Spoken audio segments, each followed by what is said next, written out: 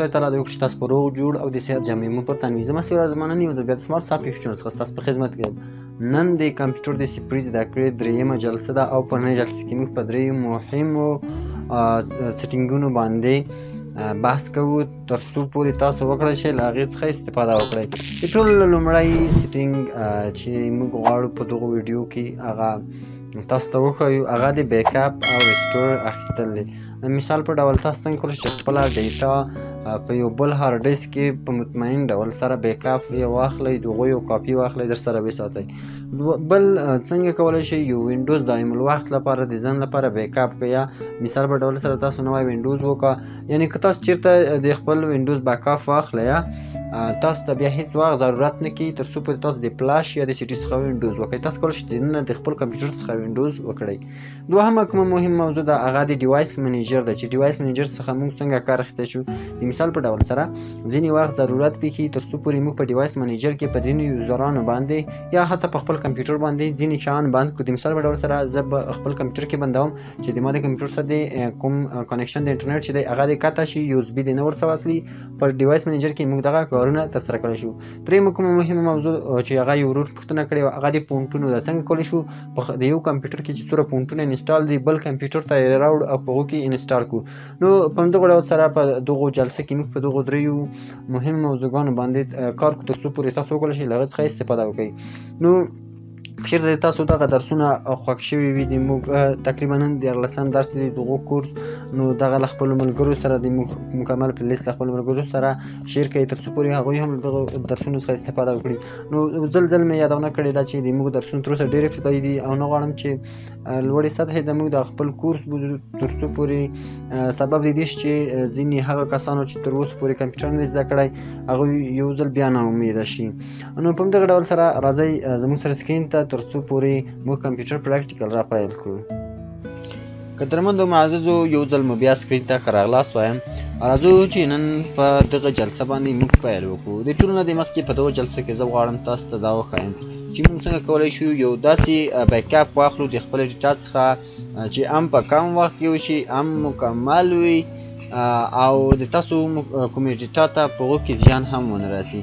بیک اپ موږ په کومو حالاتو کې اخیستلی شو. مثال په ډول ځینې وخت موږ خپل کمپیوټر خرڅوو یا بل چا ته ورکوو او د موږ څخه هغه خپله ډیټا باید د بیک اپ په شکل باندې موجوده وي.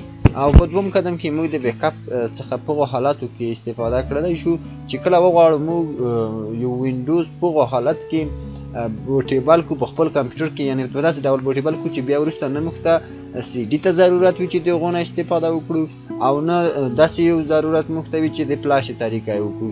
نو په دو حالت کې تاسو کولی شئ له بیک اپ څخه استفاده وکړئ. نو ګورئ د ټولو نه د مخکې تاسو باید کنټرول پینل ته راشئ. کله چې تاسو کنټرول پینل را خلاص کړله دلته به بیک اپ اینډ ریسیټ را پیدا کړئ. نو وګورئ راځو موږ بیک اپ اینډ ریسیټ وینډوز 7 ته. نو دا په دې معنا نه ده چې موږ صرف بیا کولی شو چې وینډوز 7 نه بیک اپ واخلو. دا چې دی په وینډوز 7 کې په لومړي ځل اضافه شوی وه، نو په دې خاطر باندې دلته وینډوز 7 نوم ورکړل شوی دی. راځو سیټ بیک اپ باندې کلیک کړو تر څو پورې دلته دغه کوم پروسس چې دی تاسو نه یو څه وخت نیسي، اما تاسو باید دلته ځینې نقطې په یاد وي. لومړی دا چې تاسو به د هغو په هغو حالت کې د خپل که چېرته غواړئ چې صرف د وینډوز دپاره بیک اپ واخلئ نو دغه نقطې په یاد سره ولرئ. لومړی تاسو باید د خپل کمپیوټر د هغو ډرایو بیک اپ واخلئ د کوم کې چې تاسو وینډوز انسټالیشن دی.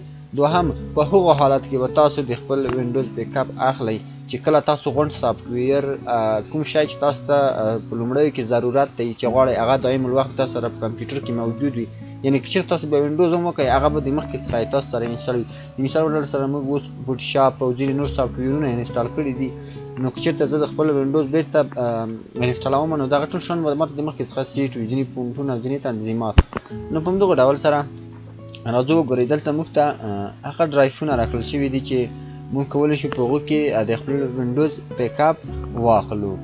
نو وګورئ تاسو که د هر وینډوز یا هم د هر ډرایو بیک اپ اخلئ تاسو صرف دلته هغه ډرایو انتخاب کړئ او وروسته په نیکسټ باندې کلیک وکړئ. نو اوس زه نه غواړم چې د وینډوز بیک اپ مې واخلم، ځکه د موږ سره په کافي اندازه د دې کار لپاره حافظه نشته ده، په کمپیوټر کې حافظه نه لرو. نو په دې خاطر باندې زه له دې څخه درېیم. خو که چېرته تاسو وروسته مخته نه شوئ تللی نو کولی شئ چې موږ ته کومنټ وکړئ او انشاءالله زه به دلته ځان ته ویډیو په دې باندې جوړه کړم.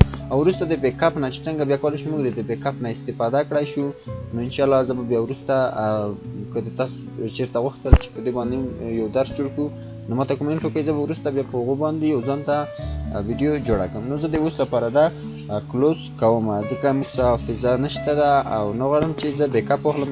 په دویم قدم کې بیک اپ چې دی د موږ څخه زیات وخت نیولی شي، نو په دې خاطر باندې زه له دې څخه تېرېږم. دوهمه کوم موضوع چې غواړم زه په دغو درس کې هغه تاسو ته روښانه کړم هغه د کنټرول کله چې موږ ډیوایس منیجر ته په هغو کې موږ ځینې شیان بندول غواړو، نو ټول نه د مخکې به تاسو رایټ کلیک پر د پي سي باندې وکړئ، وروسته به په منیج باندې کلیک وکړئ. کله چې تاسو منیج باندې کلیک وکړئ تاسو په ډیوایس منیجر ته راشئ. په ډیوایس منیجر کې موږ څه شی کولی شو وګورئ. که چېرته تاسو غواړئ چې تاسو خپل لاسپیکر بند کړئ یعنې غږ ترې ونه وځي، نو تاسو به صرف په دې باندې کلیک وکړئ.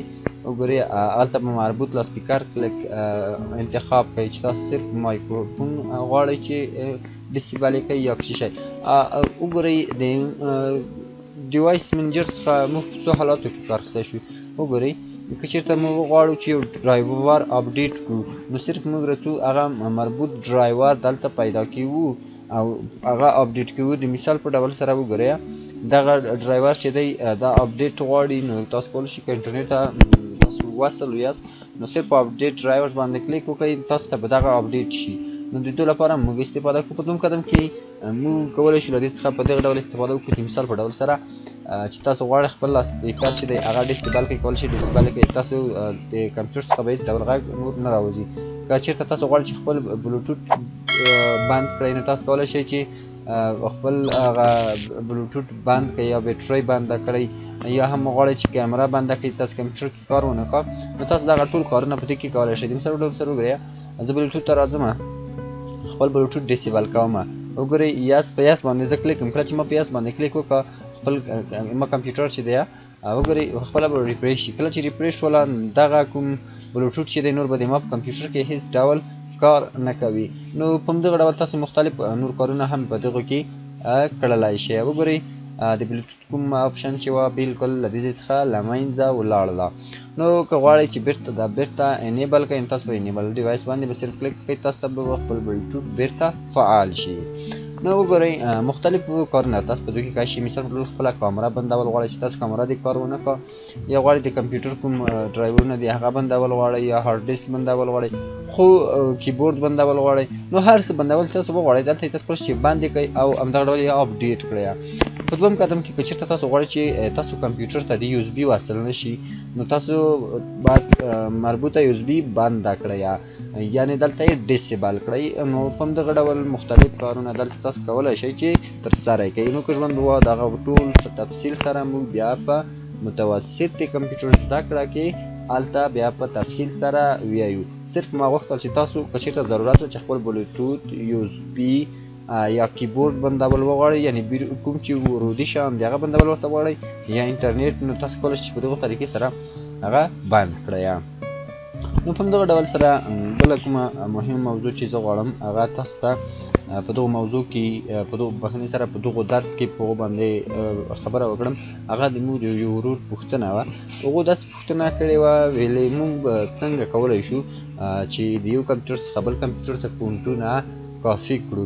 مثلا په ما په کمپیوټر کې د مثال په ډول سره دا د یو مطبعې کمپیوټر دی او موږ یو بل کمپیوټر خپلې مطبعې ته اخلو.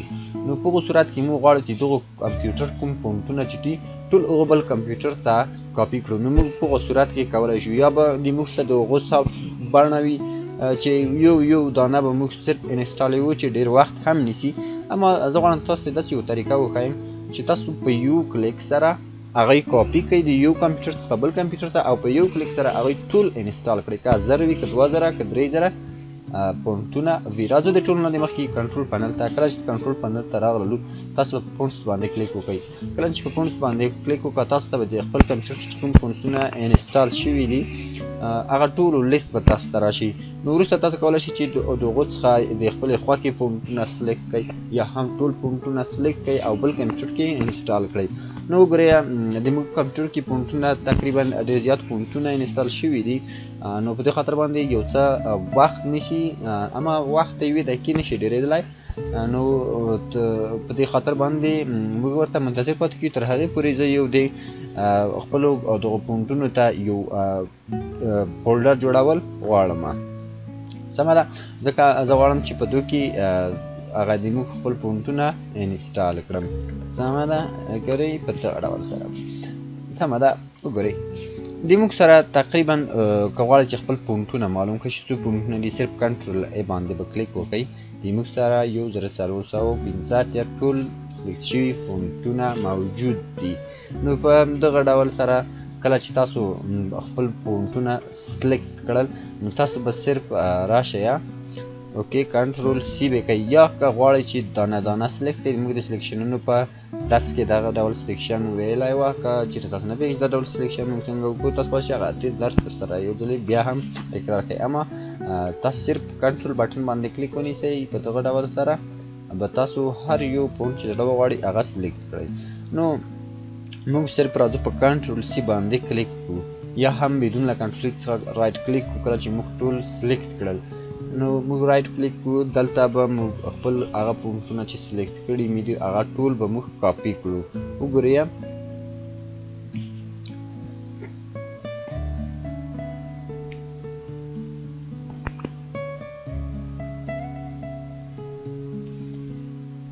نو وګورئ موږ راځو رایټ کلیک کوو په خپلو پونټونو باندې، وروسته موږ هغه کافي کوو.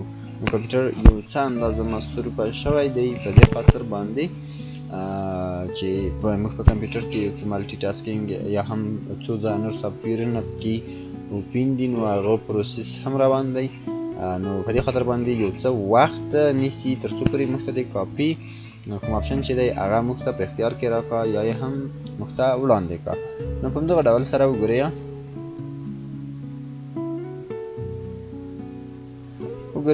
موږ صرف راځو په کاپي باندې کلیک وکړو. کله چې موږ په کاپي باندې کلیک وکړه راځو خپل مربوط فولډر هم موږ دلته راخلاصوو.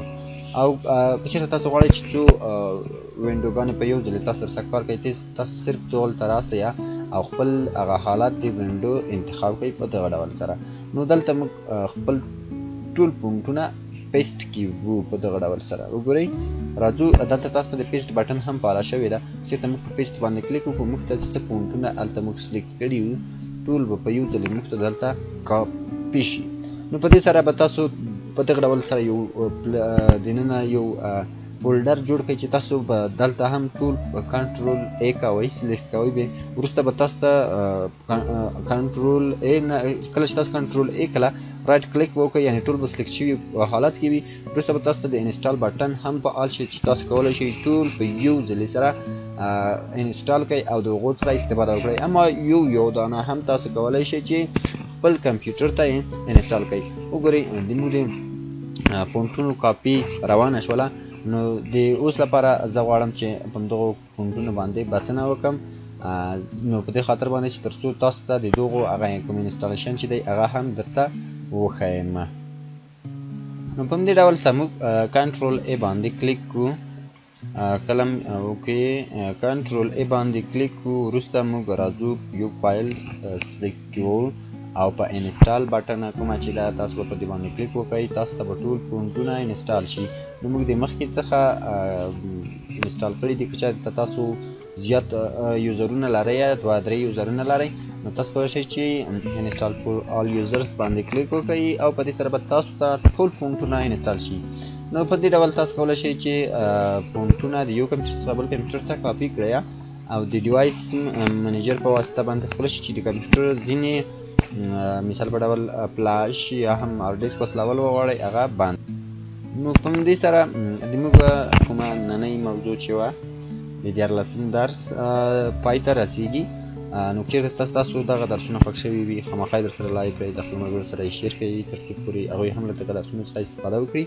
نو دغه وه زموږ نننۍ جلسه، تر بلې او راتلونکې جلسې پورې تاسو پاک کار سپارم، ښه چیرې ولرئ، د خدای په امان، تل مو په خپلو دعاګانو کې یاد ساتئ.